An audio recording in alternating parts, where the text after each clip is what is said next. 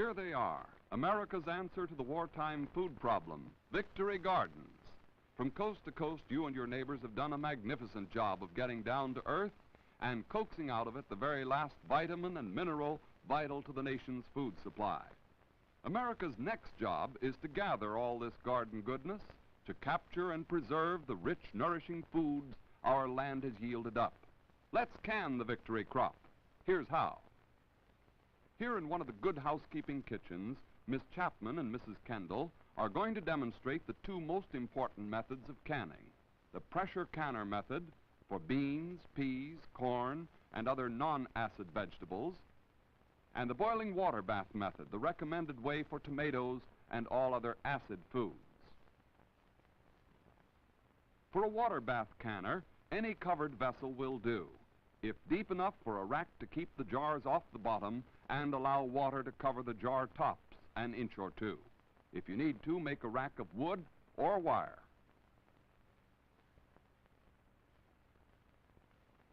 The first thing to know before you plan your canning is whether your foods are acid or non-acid.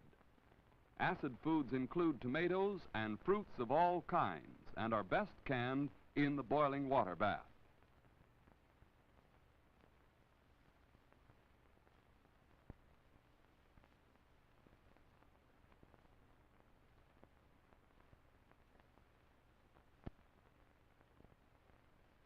These vegetables are non-acid foods. In canning them, the United States Department of Agriculture recommends only the steam pressure method as being universally safe.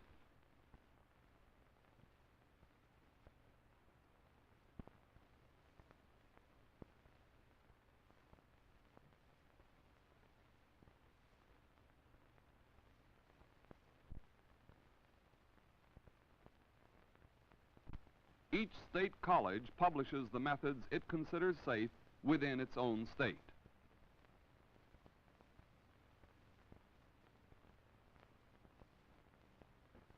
Only by holding steam under pressure can you get the high temperatures needed to destroy heat-resistant bacterial spores that may be present. Surviving, they may cause spoilage in sealed jars. One organism may develop the deadly botulinus poison, often impossible to detect. Cases of this kind of food poisoning are comparatively rare and have occurred mostly, though not entirely, in the western part of the country, although the germ is found in the soils of all sections. Boiling destroys the toxin, hence non-acid vegetables, not processed in the pressure cooker, can be made safe by bringing to a boil and then boiling for at least 10 minutes before serving or tasting. Several good types of home canning jars and caps are available. Many commercial food jars can be reused if fitted with original screw caps and new metal discs available in two sizes.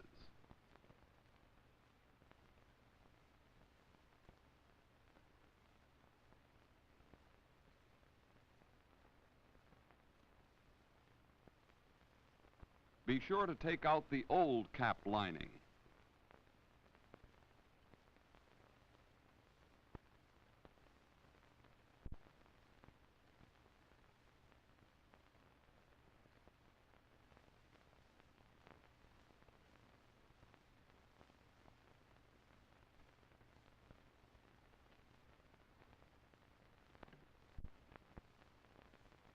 Jar closures with separate rubber rings are only partially tightened before processing.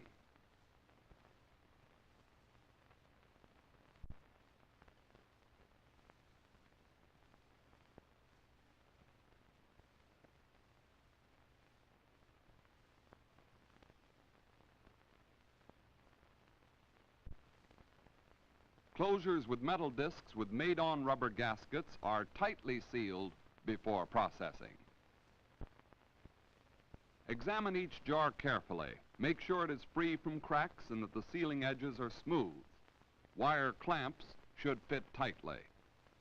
Whether you're using new jars or old ones, make sure they're absolutely clean. Lots of good soapy water and a thorough rinsing will do the trick.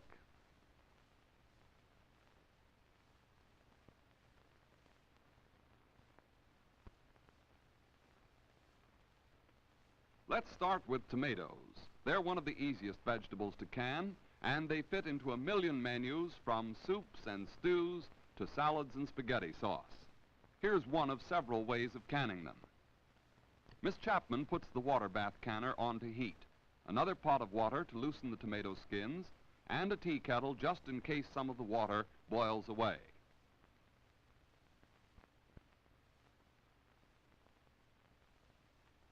Since we're going to process the tomatoes in the jars after they are packed, it is not necessary to sterilize the jars, but they must be hot to speed the processing and to prevent cracking. Look over the tomatoes with an eagle eye and discard all soft and damaged ones, for one bad spot might spoil a whole jar.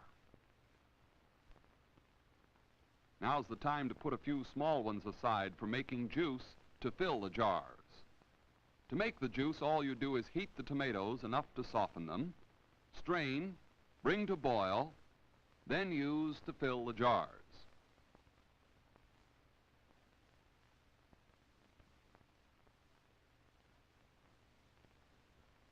Everybody knows the old trick of scalding tomatoes to loosen the skins. A deep frying basket is a slick way to handle this job.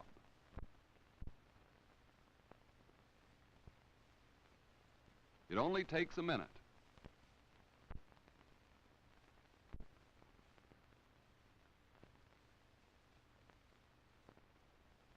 A cold water spray or quick cold dip speeds up the job and makes the tomatoes easy to handle.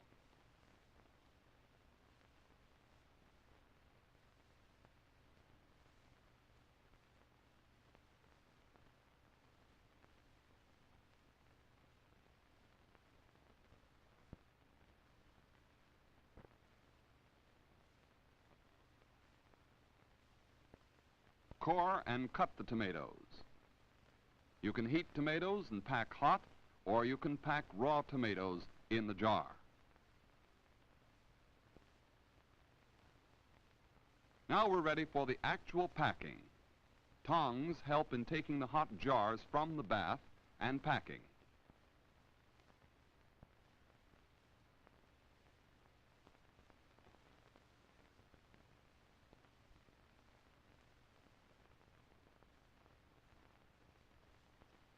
Pack firmly.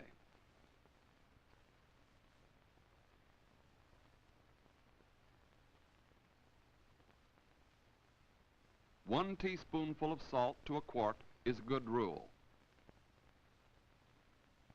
Here's the hot juice ready to fill up the spaces.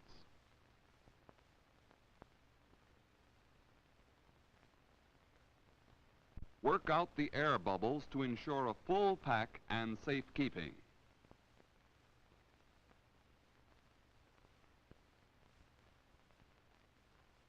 Add more hot juice to cover.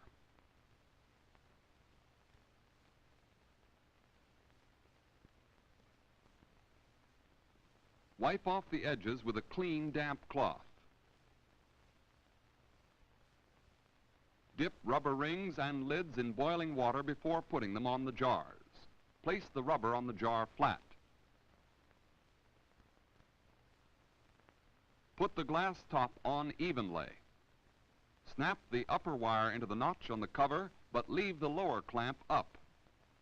Jars with separate rubber rings should be only partially sealed before processing.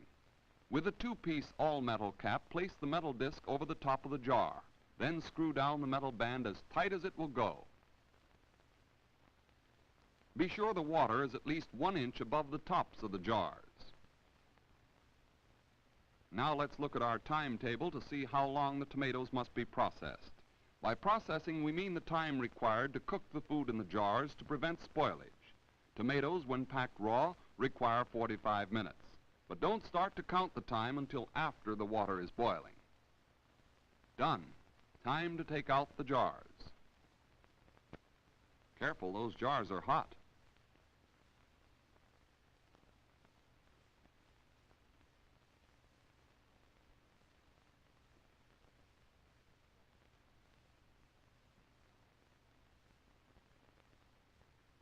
Now to seal the jars with separate rubber rings that were only partially sealed before processing.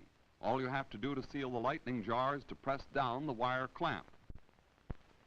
All this one needs is a firm twist to seal it completely. The third type is already sealed and should not be touched now. Place the jars to cool away from drafts. After 24 hours, test, label, and store in a cool, dark place.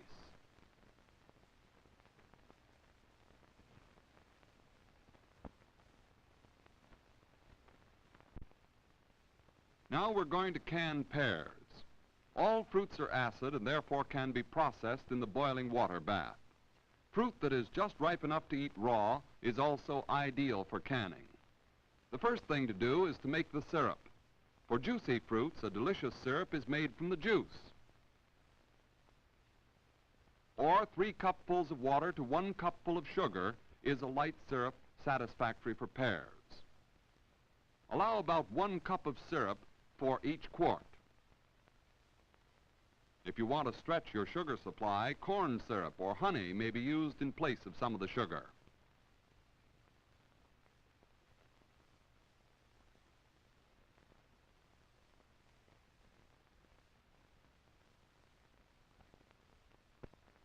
We've already put the boiling water bath and jars on to heat.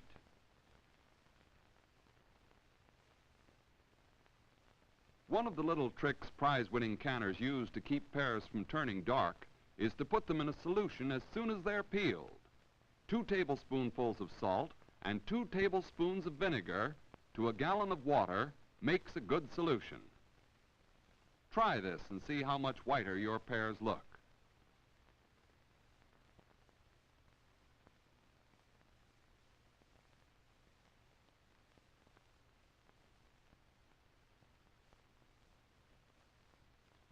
Now to peel, halve, and core the fruit and put it into this solution. If the pears are very large, you may have to quarter them.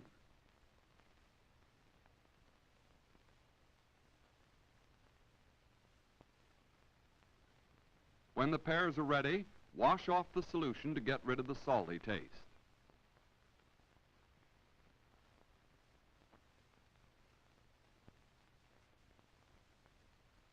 Put the pears in the syrup 1 or 2 at a time so they don't break or mash.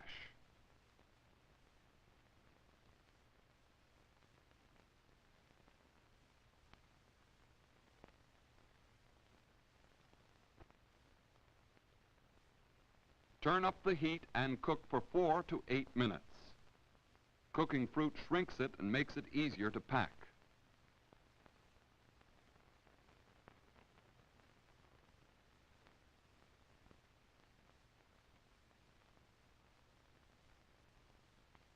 There's real art to packing fruit. Handle carefully so the pieces won't break and lose shape. Pack hollow side down to within 1/2 inch of the top of the jar.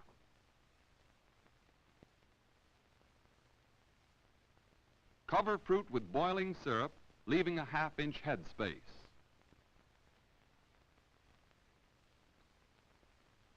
Just before sealing, jiggle the jar gently so that the syrup fills up the air spaces. Add more syrup if necessary.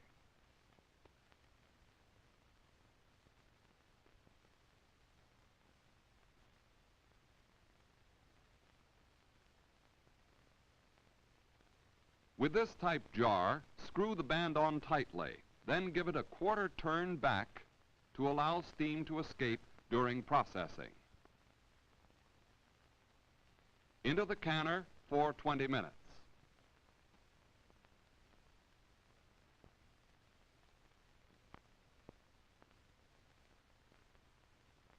As you can see, fruits are not difficult to can, and it's going to be a mighty satisfying thing to have your own reserve of home canned food.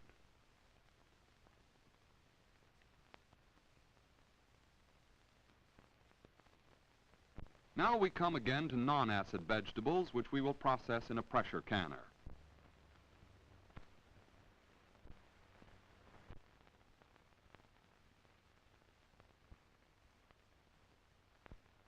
There are several designs.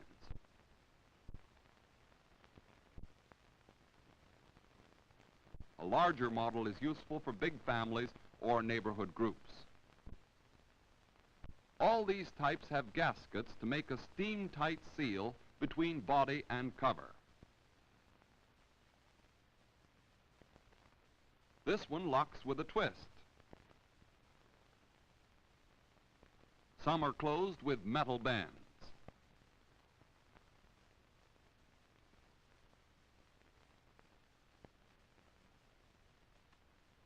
One cover is of flexible steel and closes like this.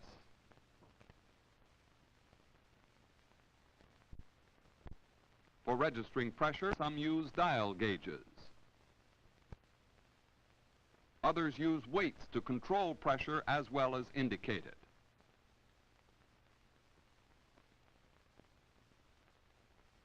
Now we're going to can string beans. Have them tender, freshly gathered. Don't try to can stale, withered vegetables. Kitchen shears are handy for snipping off the stem end of beans, and a sharp knife and a board make cutting them easier. Cut them in pieces, or pack small ones whole. You need not only a big kettle of water in which to heat the jars, but also a tea kettle of water with which to blanch the beans. As soon as the beans are cut and the tea kettle boils, you're ready for pre-cooking. Pre-cooking should heat the beans thoroughly and shrink them so they will be easier to pack. Cover with hot water and bring quickly to a boil. Then boil 5 minutes to pack piping hot. Let's take a hot jar from the pot and put it down on a cutting board or any surface that isn't too cold.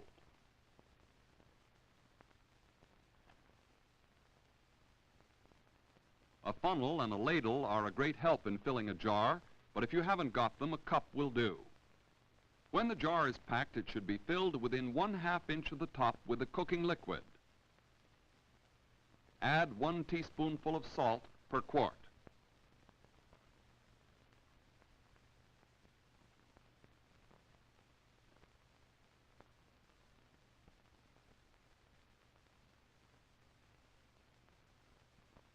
Be sure that there are 2 to 3 inches of water at the bottom of the pressure canner. Clamping the cover is very important. Fasten opposite clamps 2 at a time.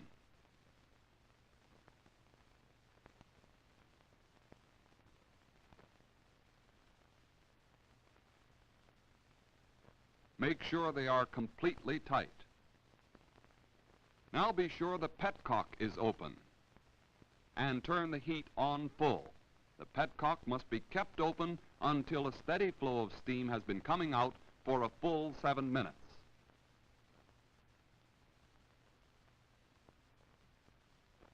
Now the processing time for snap beans is 10 pounds pressure for 40 minutes at sea level. After 7 minutes, close the petcock. Keep your eye on the gauge. Just before it reaches 10 pounds, turn the heat low, especially important on electric ranges. When the 40 minutes are up, move the canner off the heat and let it cool. Do not under any circumstances open the petcock or canner until the gauge drops to 0. Let's look inside the cooker and see how the liquid is sucked out of partially sealed jars by the sudden drop of pressure.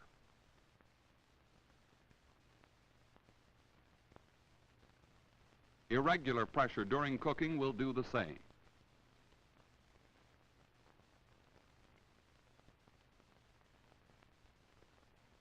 Just as soon as the pressure has fallen, open the petcock gradually and remove the cover.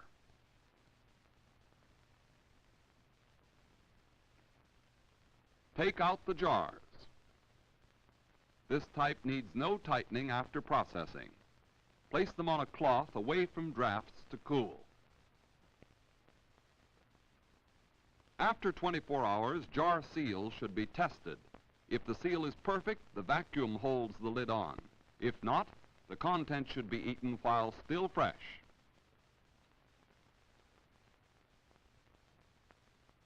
Jars with one-piece screw caps are tilted to see if they leak.